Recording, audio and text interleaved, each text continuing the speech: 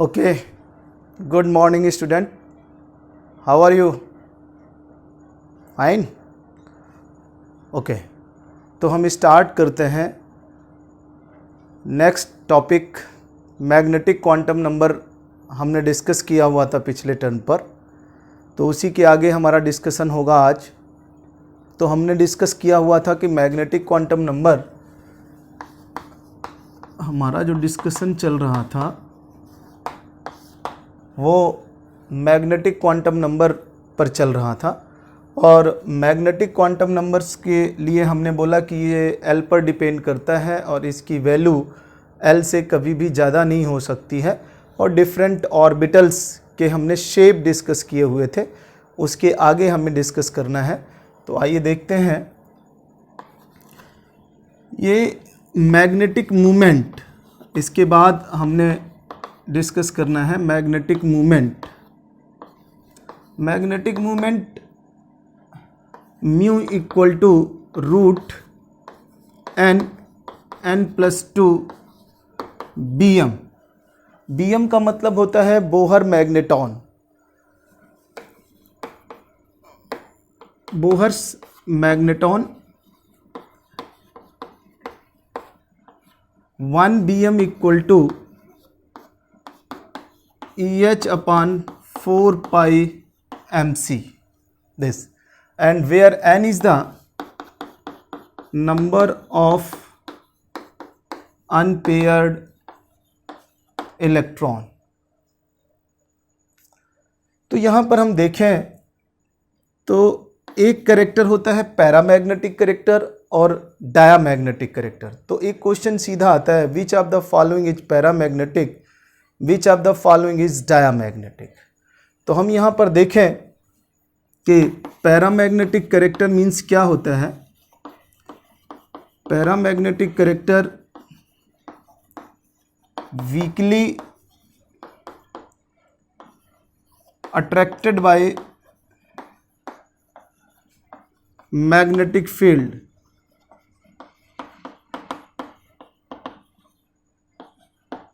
Weekly attracted by magnetic field. और diamagnetic character का मतलब क्या होता है।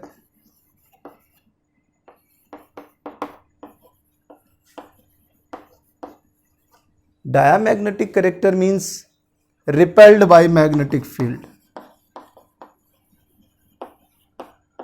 By magnetic field.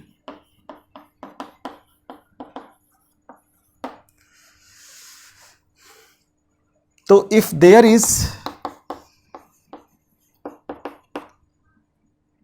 no unpaired electron, then species diamagnetic।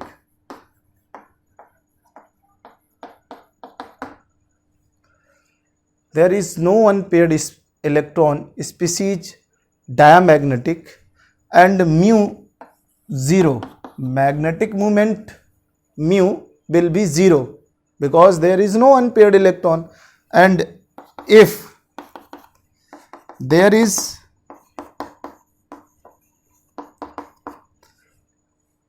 unpaired electron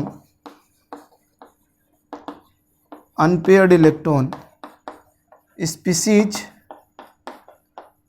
paramagnetic, and paramagnetic character directly proportional to paramagnetic character directly proportional to number of unpaired electron this। और unpaired electron हमने आपको निकालना पहले ही सिखा दिया था। किसी भी एटम या आयंस या कोई भी स्पीसीज हो, उसमें अनपेयर्ड इलेक्ट्रॉन्स आपने निकालना है तो आप इस तरह से उसका पैरामैग्नेटिक करेक्टर कितना ज़्यादा या कम होगा वो अनपेयर्ड इलेक्ट्रॉन्स के ऊपर डिसाइड करेंगे। इस तरह से हम जो डिस्कस कर रहे थे अनपेयर्ड इलेक्ट्रॉन्स के ऑर्बिटल्स के ऊपर कि किस ऑर्बिटल्स में अनपेयर्ड इलेक्ट्रॉन होंगे या नहीं होंगे, तो उसके आगे मैग्नेटिक क्वांटम नंबर पे हमने ऑर्बिटल्स का डिस्कशन देखा था, तो उसमें आगे देखते हैं इसको।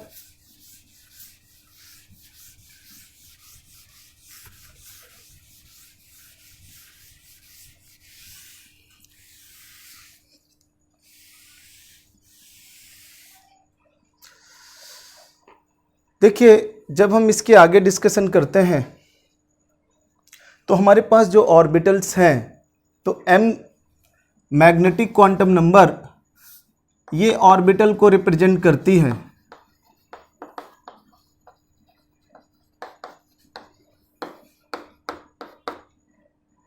तो ये ओरिएंटेशन ऑफ ऑर्बिटल है, ये पीछे भी आपने पढ़ा है अभी, ओरिएंटेशन ऑफ ऑर्बिटल्स बताता है।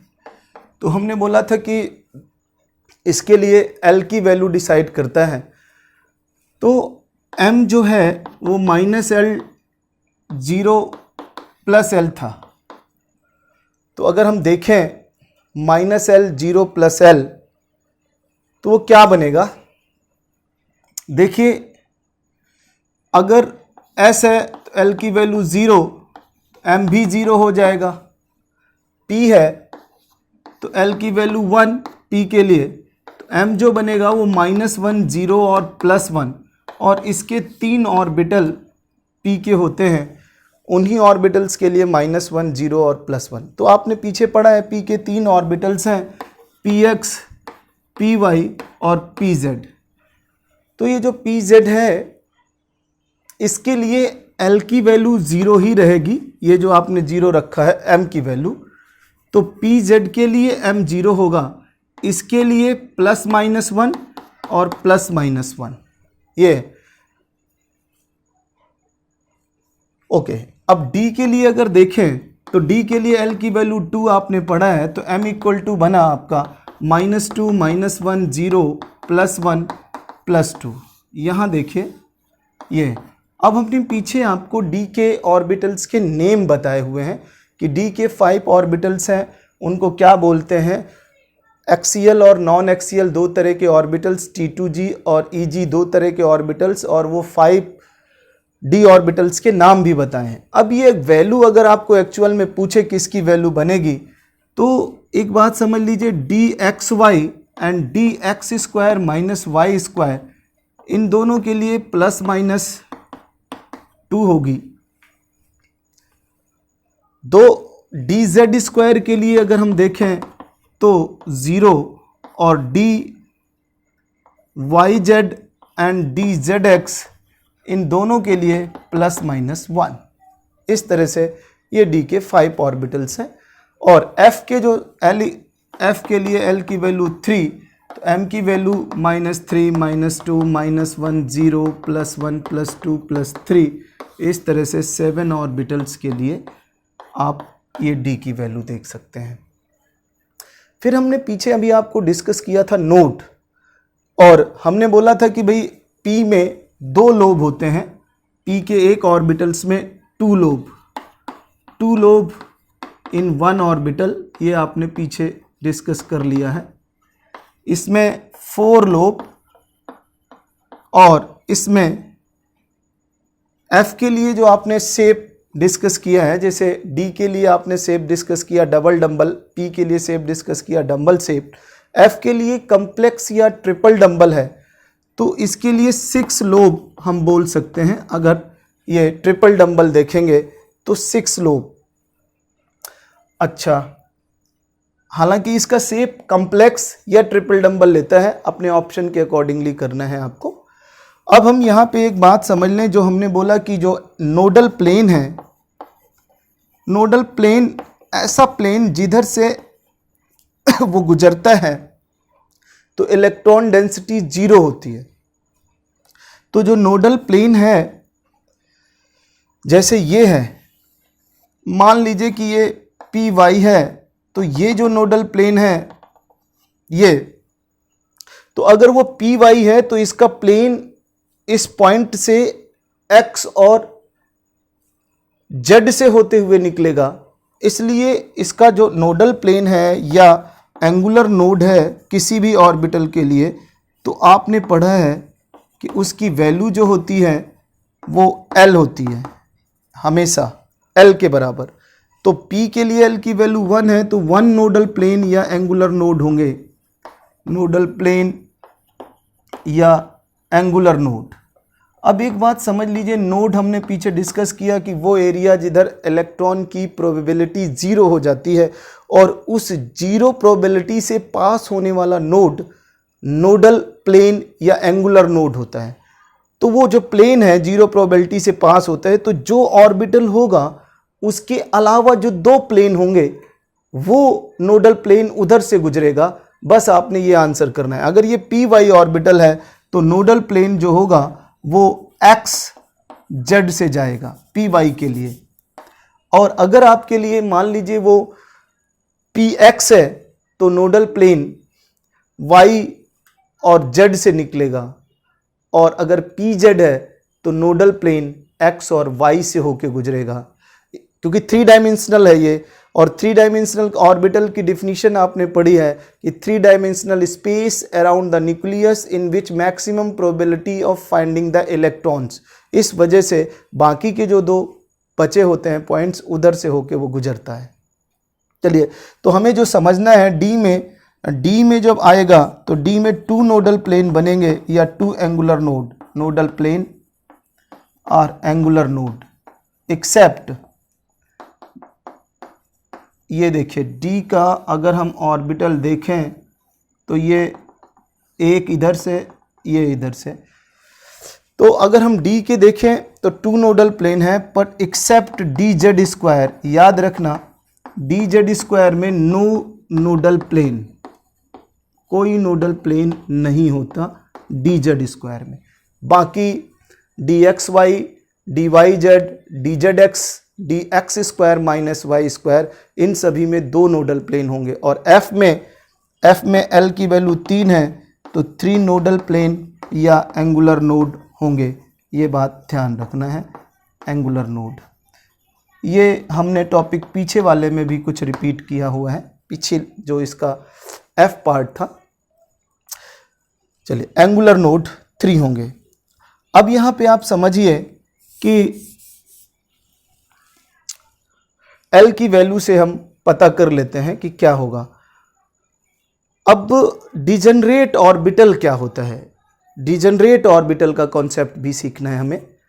डिजनरेट ऑर्बिटल को सीखने के लिए आप तब तक इसको लिखें, नोट करें।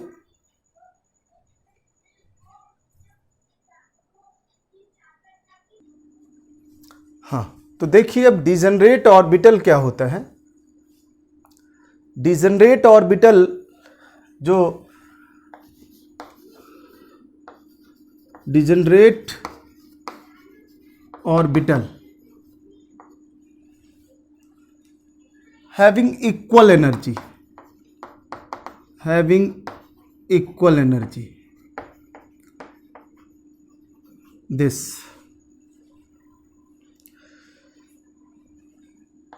तो orbital of any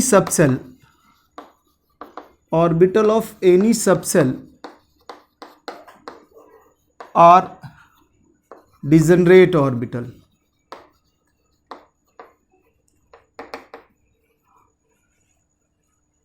for example in D, so in P 3 orbital all are degenerate. In D 5 orbital all are degenerate. F 7 orbital all are degenerate. तो जो ये D के या P के या S के सारे ऑर्बिटल्स हैं, मतलब सारे P X P Y P Z degenerate हैं, इस D के ऑर्बिटल डिजनरेट हैं, इस F के ऑर्बिटल डिजनरेट हैं, तो P के ऑर्बिटल्स को बोलेंगे 3-fold डिजनरेट। P के ऑर्बिटल्स का जो नाम होगा वो 3-fold डिजनरेसी होगा, 3-fold डिजनरेट, 3-fold डिजनरेट। और जो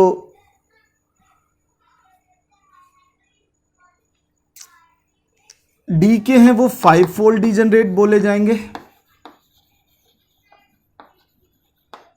और जो इसके 7-fold डिजनरेट दिस। अब एक बात ध्यान रखना कि ये जो p ऑर्बिटल हैं इनकी डिजनरेसी डिस्ट्रॉय नहीं होती, लेकिन d ऑर्बिटल की डिजनरेसी डिस्ट्रॉय होती है। तो degeneracy not affected by external field, इन दोनों की degeneracy affected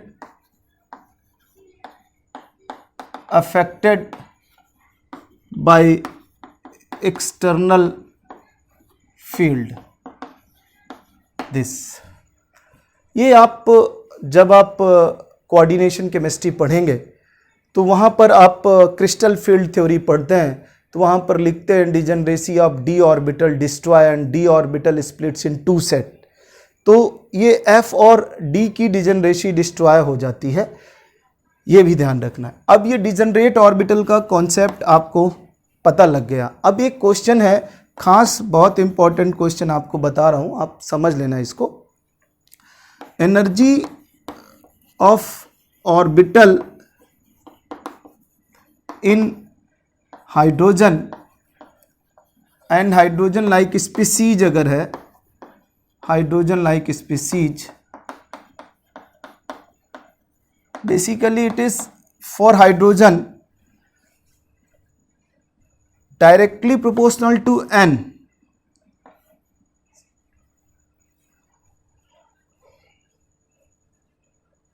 means orbitals 1s, single एक ही ऑर्बिटल है 1s में, तो ऑर्बिटल ऑफ 1s एक ऑर्बिटल जो भी एनर्जी होगी 2s 2p same equal energy, ये बात ध्यान रखना। हाइड्रोजन एटम के लिए equal energy 3s 3p 3d all equal energy, it is for hydrogen like hydrogen atom. तो 1s 2s 2p equal energy 3s 3p 3d, because energy only depends on n। तो जो question आपसे पूछा गया था वो ये था, number of degenerate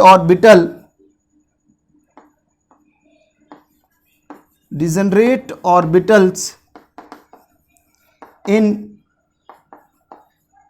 hydrogen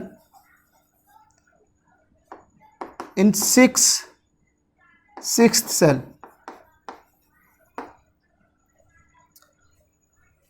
Number of degenerate orbitals in hydrogen in 6th cell. See answer, energy only depends on n. So number of orbital n square in any cell. So 6 square 36. Answer is 36. So number of degenerate orbital in 6th energy level or 6th cell in hydrogen atom are 36. In 5th energy level 25. Because it is not depends on n plus l, it is only depends on n. So all the orbital of a particular orbit having equal energy, note कर लीजिए आप इसको,